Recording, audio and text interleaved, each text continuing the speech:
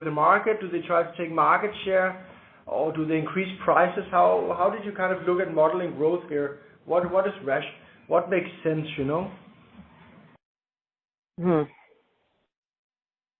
I'm not exactly sure. I do think that there is. I think they should be looking at growing by gaining market share and moving, doing that stretch both vertically and horizontally. But I'll be honest, I don't really know on that one. No. Is it fair? How do you think? If you look at just Skillsoft, why would they in 5 years? How does Skillsoft look in 5 years if you also have the likes of, YouTube and LinkedIn? Where is Skillsoft in 5 years? It's a bigger or smaller company or a more niche-focused company?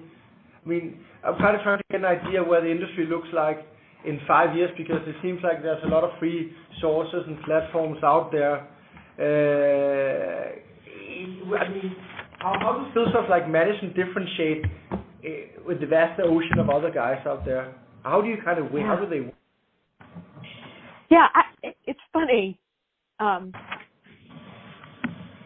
Sort of thinking about Skillsoft, sometimes I'm surprised that they have done as well as they have for as long as they have, right? Because the market has been shifting and changing for at least the past 5 years or so. But there's obviously still a big appetite for companies like Skillsoft to come in and provide learning at that enterprise level. And I think that's where the bread and butter sits. I don't think that's going to go away. I think the learning and development departments are going to stay. I think that they're still going to want to invest in learning for their people. They're going to want to buy these broad ranges of content.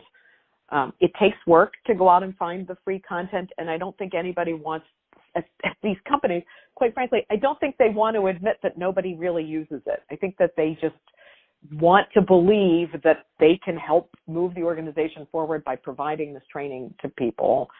I know it seems kind of crazy, but I think that's just going to continue for a while.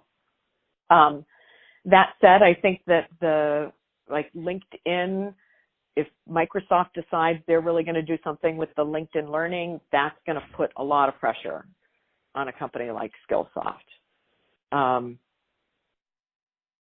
The other thing I think about, and this is just from some of my experience right now in the recruiting industry, if a really big player like Google would decide that they're going to do something around really commoditizing learning, it could totally disrupt the industry. And I mentioned that, so I'll talk a little bit about my experience right now. As I mentioned, I'm working with Monster.com, which is in the recruiting industry, and they have job boards. Google recently, I guess within the past 6 months, put into the market something called Google for Jobs.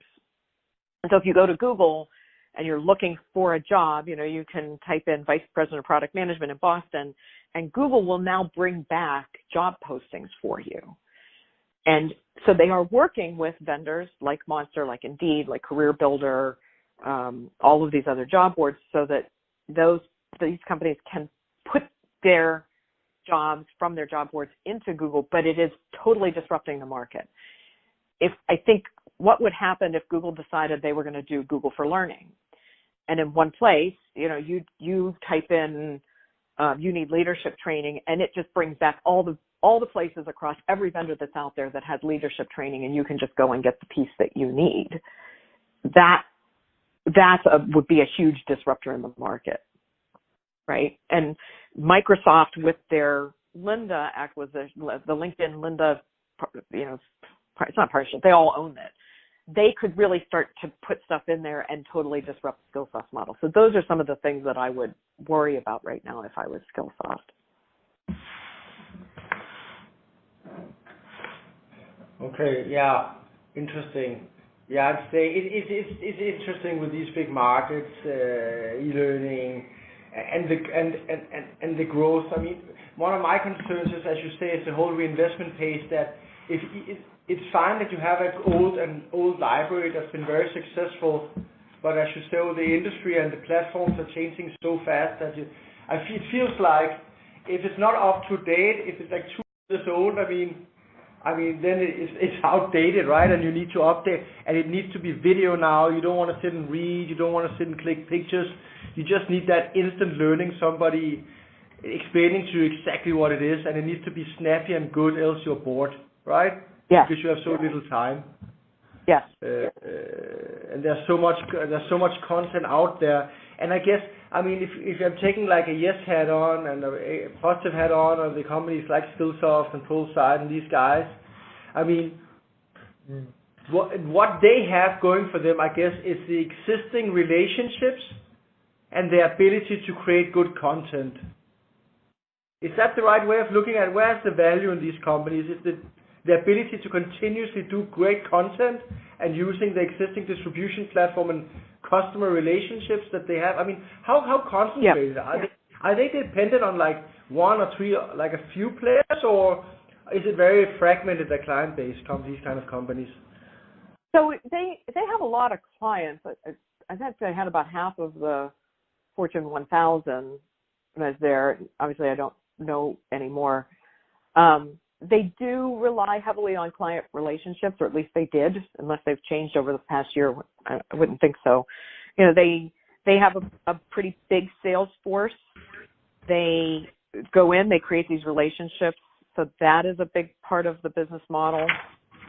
I don't remember what else you had said there. Yeah, and they do, but they do need to invest in the content, and I would assume that they are continuing to.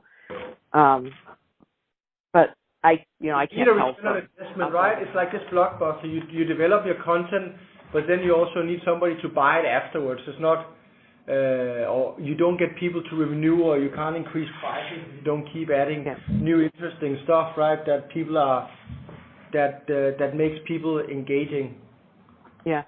Now, one thing I will tell you, there's another interesting aspect to Skillsoft, which when I was there, we started to go down a path of taking advantage of, and then things shifted and changed as Skillsoft went from one PE firm to another. Skillsoft has a ridiculous amount of data about how people use learning content.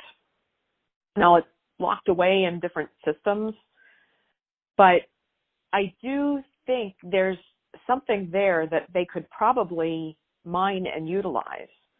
Right. And if they could get more data about their users, there is a lot of information that they would have about, to your point, about organizations and how they use training and what's actually getting used.